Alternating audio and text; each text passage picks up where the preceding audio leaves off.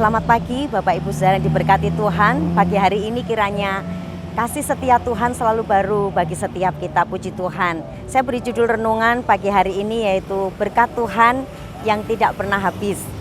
Terambil di dalam Ratapan 3 ayat 21 sampai ayat yang ke-25.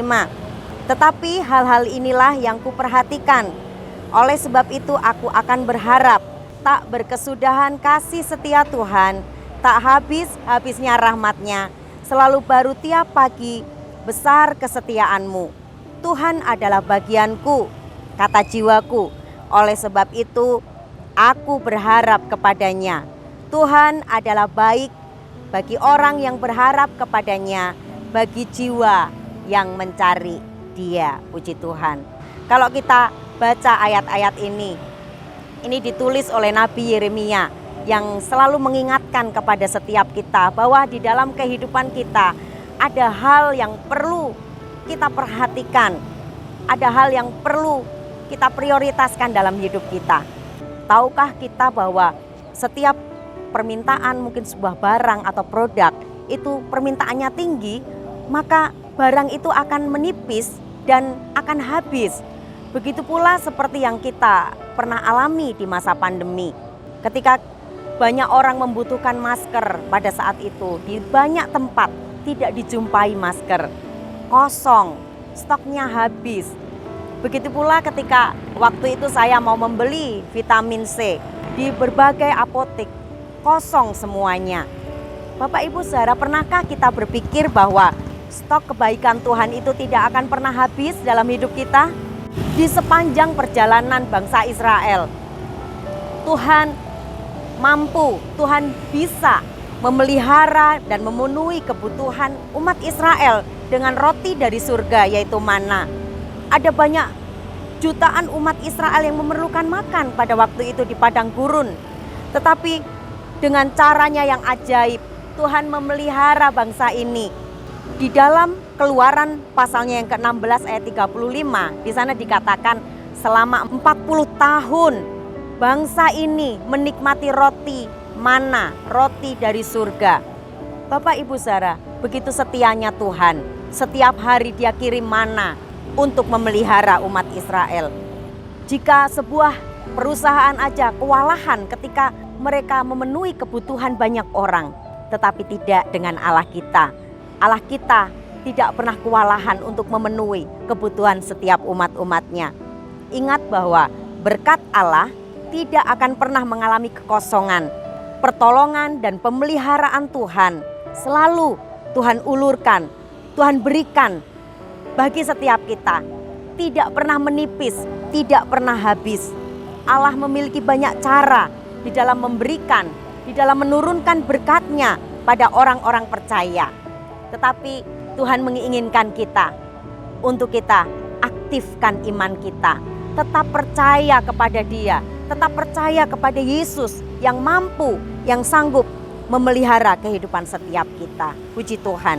Di dalam dunia ini ada banyak, ada miliaran orang, tapi di dalamnya terdapat ratusan juta orang-orang percaya, orang-orang Kristen.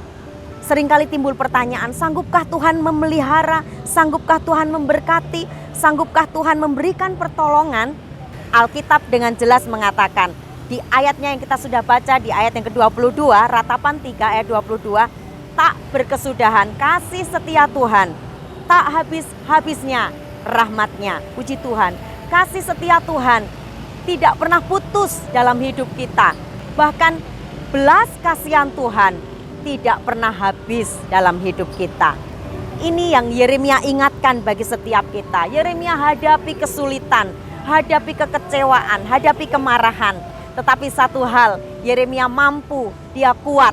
Karena dia memperhatikan, dia perlu jelaskan ini kepada setiap kita. Hal inilah yang perlu saudara dan saya perhatikan. Dia mampu. Karena apa? Dia memiliki iman percaya di dalam Tuhan. Di dalam kesulitan hidup, beriman kepada Tuhan adalah hal yang paling mendasar dalam kehidupan setiap kita. Jangan kita melumpuhkan diri kita dengan keluhan-keluhan yang tidak ada hentinya. Seperti bangsa Israel, bersungut-sungut, ada keluhan yang disampaikan ketika kesulitan itu datang. Tetapi biarlah kita bersyukur kepada Tuhan. Di dalam kekelaman seringkali datang melanda kehidupan kita. Namun Yeremia katakan ada secercah harapan. Apa itu Bapak Ibu yang diberkati Tuhan? Kasih setia Tuhan yang terus hadir dalam kehidupan setiap kita. Dalam segala keadaan hidup, Tuhan itu tetap setia bersama-sama dengan umatnya. Dan seringkali kita berkata kalau Tuhan setia, kenapa kita masih alami penderitaan?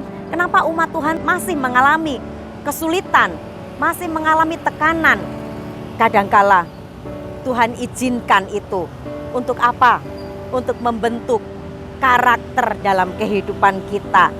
Tuhan tidak senang melihat umatnya menderita. Tuhan tidak mau melihat umatnya ada dalam kesulitan. Tetapi seringkali kita membutuhkan tekanan. Firman Allah katakan tindasan itu baik bagi kita, supaya kita belajar ketetapan Tuhan. Di dalam 1 Petrus 1 ayat ke-6 dan ayat yang ke-7 dikatakan penderitaan dan kesulitan hidup adalah bagian yang penting dari pembentukan karakter hidup kita. Ingat Bapak Ibu Saudara, Tuhan bisa pakai apa saja untuk membentuk karakter kita, hingga saudara dan saya semakin memuliakan nama Dia. Puji Tuhan, pagi hari ini mungkin kita alami kekosongan dalam kehidupan kita. Kita alami kekecewaan, kehampaan, seolah-olah tidak ada yang peduli. Tapi percayalah bahwa kasih setianya tidak pernah habis. Berkat dan pertolongannya selalu tersedia bagi orang-orang yang mau bersandar dan yang percaya kepada kuasanya.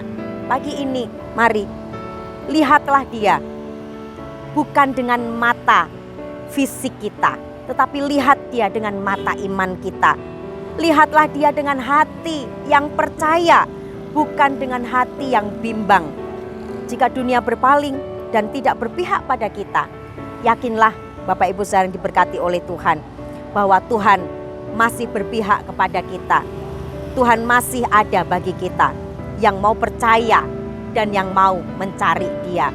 Firman Allah katakan Tuhan baik bagi orang yang berharap kepada Dia, bagi jiwa yang mau mencari Dia. Dia bukan hanya baik, Dia tahu setiap kebutuhan kita, tetapi Dia juga peduli dengan kita. Dan ini yang perlu kita ingat. Ingat bahwa stok berkat Tuhan tidak akan pernah habis untuk kita yang beriman, yang mau menaruh harap hanya kepada Dia. Amin. Tuhan Yesus memberkati kita semua. Mari kita berdoa. Terima kasih Tuhan, kami bersyukur pagi hari ini karena kesetiaan-Mu dalam kehidupan setiap kami Tuhan. Kasih-Mu, rahmat-Mu tidak pernah habis dalam kehidupan kami.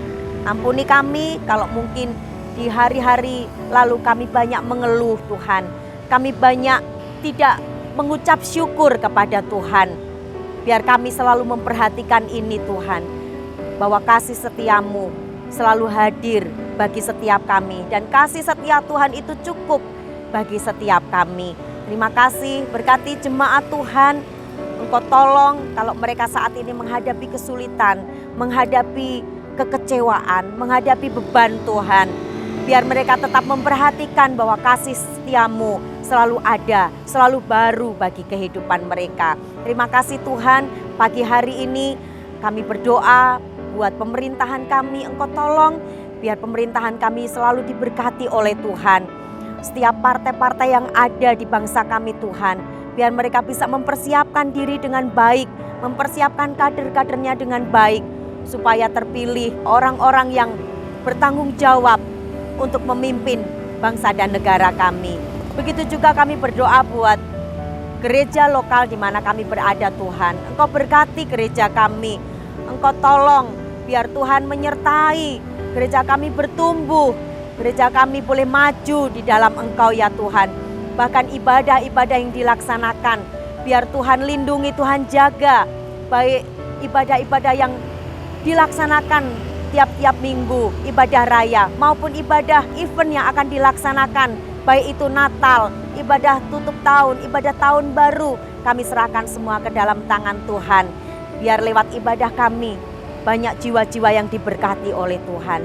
Terima kasih Tuhan Yesus, pagi hari ini kami mau melangkah dengan penuh iman, kami percaya, kami berjalan bersama-sama dengan kesetiaan Tuhan yang selalu mengiringi dan mengikuti setiap kami. Terpujilah nama-Mu, di dalam nama Tuhan kami Yesus Kristus, kami sudah berdoa. Haleluya. Amin.